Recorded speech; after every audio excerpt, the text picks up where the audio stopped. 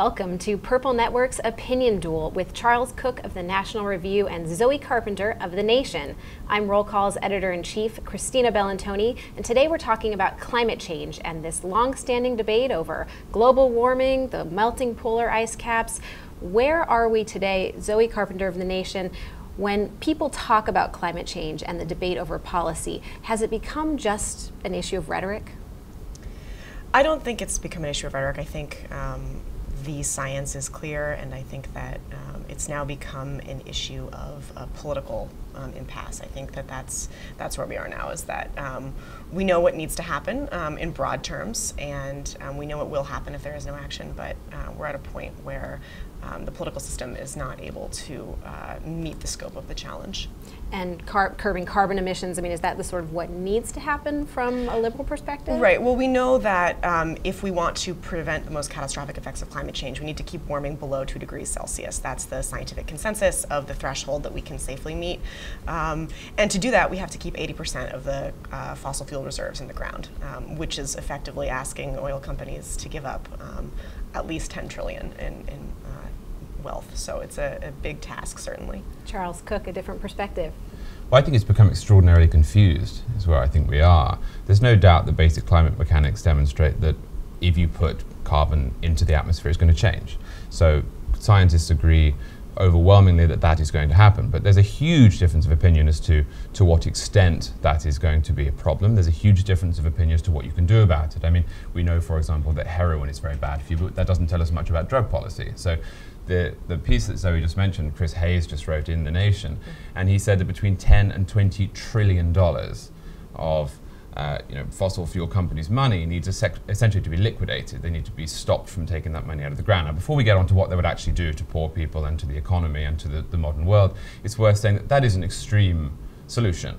So there is an awful lot of space between where, say, I would come at this problem, or a Bjorn Lomborg would come at this problem, and where Chris Hayes would come at this problem. And sometimes we pretend that agreeing that there is a problem necessitates agreeing with a particular person's solutions to how to deal with it. And then from the people that don't agree that there is a problem, I mean, where do they fit into this debate? Do you need to quote a climate change skeptic every time you're writing about this issue?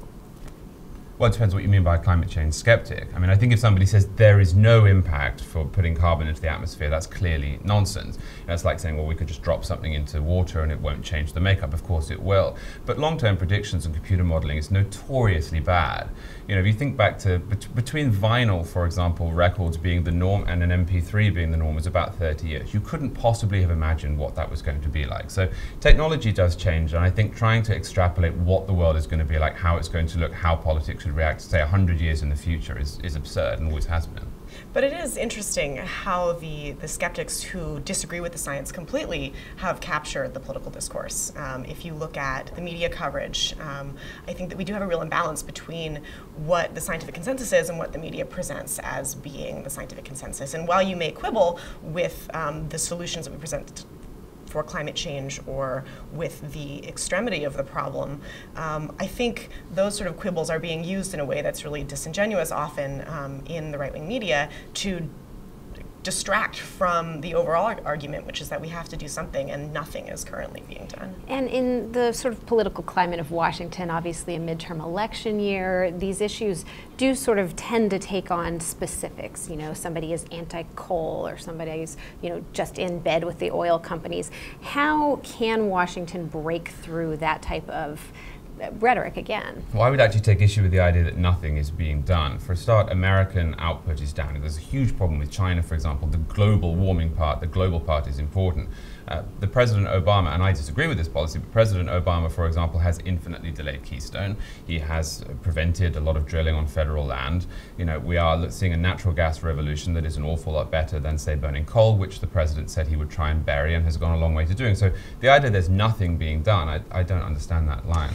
So I think it's fair to say there are a few things being done, but they're very small scale compared to the changes that we know we need to happen, especially globally.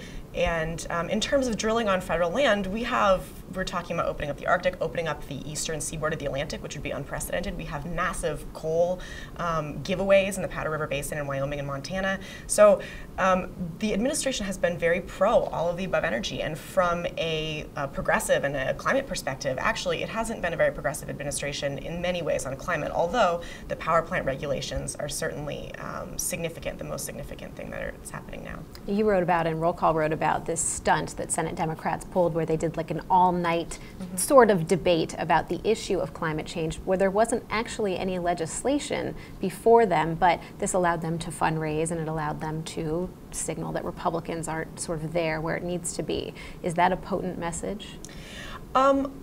I think that they're just trying to get it into the national conversation. I think that with the makeup of Congress, there isn't any legislative action that they can act on, and so they're sort of limited, and I think this was a show of trying to just raise awareness, which is as much as they can do right now. I don't know how much I would say it was about fundraising. I think that there is actually an attempt to get things moving at a faster pace. So here is why people on the right say it was about fundraising. For all that we hear about the Koch brothers, Tom Steyer, this billionaire, has said he's going to spend $100 million this year in races trying to elect people who are pro-action on climate change, right? Suddenly, we see this all-nighter in the Senate. Now, Democrats had the presidency, they had a filibuster-proof Senate, and they had the House for 2 years, and they did nothing, not at all. That's not true. We came very, very close to a climate bill, and John McCain walked away at the last minute. But you didn't need John McCain. That close. It was killed in the Senate by Democrats, not by Republicans filibustering it. There was no filibuster in 2009. They could have done nothing about it. And some of the Democrats from, let's say, the conservative Blue Dog Coalition might say that Nancy Pelosi putting that forth in the House and forcing them to vote on these issues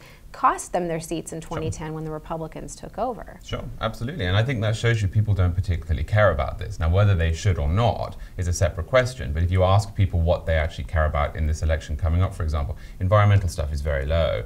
Mary Landrieu in Louisiana and Mark Pryor in Arkansas, for example, slammed the president after his Keystone delay because they know that people in Arkansas and Louisiana, respectively, are not interested in this. So, well, sure. Arkansas and Louisiana, especially Louisiana, is dominated by oil interests, and it's been decades and decades of them controlling the state politics. So I think you have to look at Gallup polling. Well, certainly it changes the way that the state views energy interests, right? Like the state is it's totally dependent on the oil industry. So of course the constituents of Louisiana are pro-energy at this point. And so I think you see the involvement of someone like Tom Steyer with, yes, his millions of dollars trying to shift the conversation and to break the stranglehold that I think that the oil industry and the gas interests and the coal interests have had on the conversation so far. I absolutely, by the way, don't object to Tom Steyer spending his money. I'm not an anti-money in politics guy. Good for him. He wants to spend $100 million. Michael Bloomberg wants to spend $50 million trying to get rid of guns. The point is that that money is likely to be wasted, and the Senate's reaction in the last few weeks to this sort of issue has been the product of his coming in. I don't know why we just admit it. Do you see states taking action in either place to sort of get around the federal government's inaction on this issue? We see states like California taking measures, and of course it goes both ways. We have some states that are trying to cut environmental regulations and some states that are trying to increase it, certainly. But given that our energy infrastructure is largely national, there's only so much that states can do. And then obviously the Supreme Court is sort of looking at environmental regulations as well, and whether you can be liable for pollution in one state if it's going over into another state. What about what the president did with cars and making sure that fuel emission standards were going up? I mean, is that an incremental level? Is that something that conservatives take issue with? Well, I take issue with it for two reasons. Firstly, the numbers that he put out are an absolute pipe dream. I mean, they're never actually going to be met. So as a conservative, I'm not greatly fond of. And unpack that. So they're well, too high. Yeah, they're far too high. I mean, the idea that American cars, I forget what the date is, but it's going to go up to whatever the number is. I mean, they've always been like this. But the technology is there, so why not? Well, the technology is there, but it's not expensive to change. It is expensive to change. It is expensive to change. If it were in the interests of private companies to give people that good gas mileage, they would do it. There's no conspiracy here between, say, Ford and Shell, where Ford says, well, we're going to make our car inefficient so that Shell can get more business. No, but if it is slightly more expensive, that's enough of an disincentive for Ford to do that. However, you can still give them the financial incentive to increase the mileage without bankrupting them. Well, you can do that. You can ask a little bit more of the corporations Well, whose executives make okay, millions and millions. Let's get our language straight. We're not asking, we're forcing. We're using the power of the state to force. This is not a polite request. I might... Because they don't listen to polite requests. Well, I'm not saying, but let's not pretend that government is, is some sort of dinner party. Okay. Like, we are forcing them to do it. The other objection is whether these sorts of decisions should be being made by the executive branch on its own. And in general, Conservatives have objected in the last 3 or 4 years to the executive takeover of this issue, which unfortunately the Supreme Court upheld. You mentioned that just now. So, but what about the way that the executive branch maybe offer incentives for making your building more efficient with certain energy standards, or putting solar panels on the roof of your home, which you've seen, particularly in California? Right. Is that something that's enough for progressives? No, certainly not. I think that it's one tool. We know that we need to have incentives to change our energy infrastructure, our transportation infrastructure. Those things are not going to change on their own. We know that the market has failed to take into account the external damage of carbon emissions. It's not about to do that anytime soon. And so yes, you can say that that's picking winners and losers. We have picked winners so far with the massive subsidies we've given to oil and coal. We've always picked winners and losers. And I think we have to really ask ourselves, if we want to prevent massive suffering in the next 100 years, then we have to make some tough choices. And I'm not saying it will be easy, and I'm not saying that it's cost-free, but if you look at the costs to transitioning, some of those costs may be investing in renewable technology and revamping our infrastructure. Those costs dramatically are lower than the costs to adapt to climate change later. The latest IPCC report said that it would impact growth by 0.06% annually to mitigate climate change below 2 degrees Celsius. That's a tiny, tiny percentage to prevent mass suffering and mass costs later. When you talk about that mass suffering, back in 2005, one of the first bills I ever wrote about in Congress was a proposal to study the costs of climate change over the globe, and whether that would bring war, global conflict. And this is something that you're still talking about. You heard Secretary of State John Kerry raise this issue recently.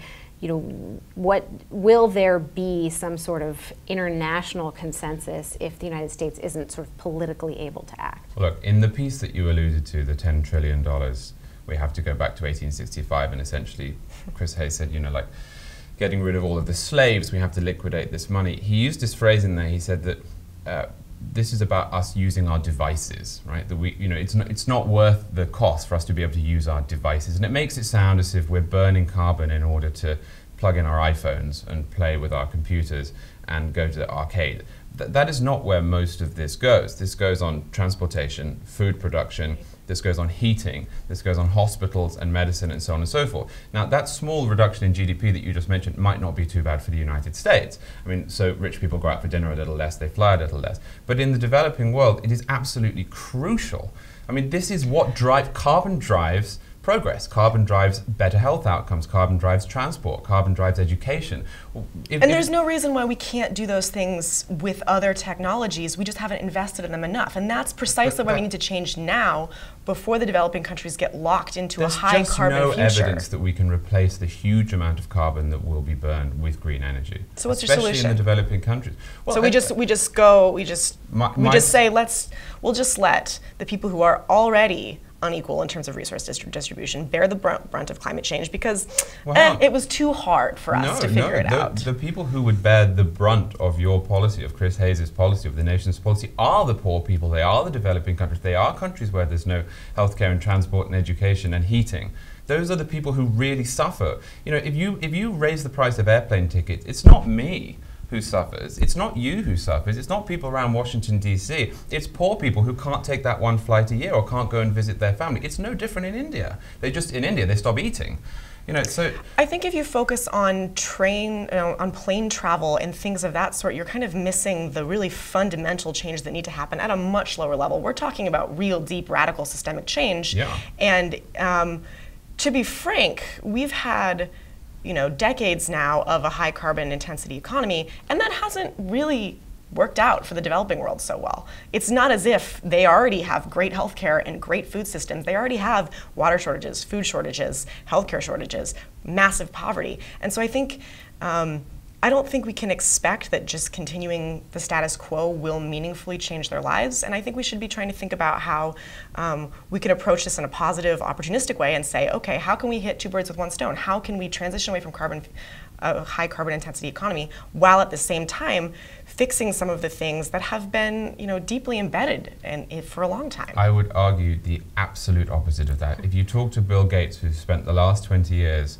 looking at global poverty with his initiative, if you talk to the Clinton initiative as to what's happened over the last 20 years, the reduction in poverty has been astonishing. For example, polio has been eradicated, right? You don't eradicate polio. It has not. It's come back in the Middle East partly because of resource shortages that's driving these conflicts. You're right, I misspoke. It has all but been eradicated. The numbers are astonishing. There's an astonishing resurgence now. It's not coming back because, well, how would it be if we didn't have fossil fuels being burned and economies being grown so that, resources can be put into, we can all but eradicate it, it's coming back. But, you see my point, which is that poverty has been hugely diminished, disease has been hugely diminished, life expectancy is up, and so on and so forth. I don't know where this idea... And we're going to lose all those gains if we don't do something. What, so we need to destroy the global economy in order to save it? So that's the point. So this is where I think the argument sort of hits ahead, is that I don't think it's going to destroy the global economy. I think that we can transition away from fossil fuels if we do it in a really creative and big way. I think we can actually do that without destroying the economy. I'm not arguing for economic destruction. I wouldn't be arguing for this if I thought that it, I'm not saying that we need to save the planet while killing millions of people. I'm saying we need to save the planet so that we can have a better society. And I think that that's the fundamental disagreement, is that I think that we can have a strong economy while mitigating climate change. But there's literally no evidence that we can continue this level of economic output without burning fossil fuels. It's because we haven't ever tried it before. Of course there's no evidence. Well, we have tried other sorts of energy, and they don't tend to work out so well. They tend to take a long time to pay for themselves. They tend to be very inefficient. I mean, there's a reason that we burn fossil fuels. It's not just that we always have. It's that it is a lot more efficient, for example, to burn coal than it is to use a wind farm. So you would need an astonishing amount of wind farms and solar power and so on and so forth. But what you're describing is as a 100-year plan, right? I mean, this is a plan that would go no way to stopping what you think is going to happen to the world if we don't do it. We're going to have to leave it there for today. Thank you very much to Charles Cooke of the National Review, Zoe Carpenter of The Nation. I'm Christina Bellantoni of Roll Call, and this was Purple Network's Opinion Duels. More of this to come.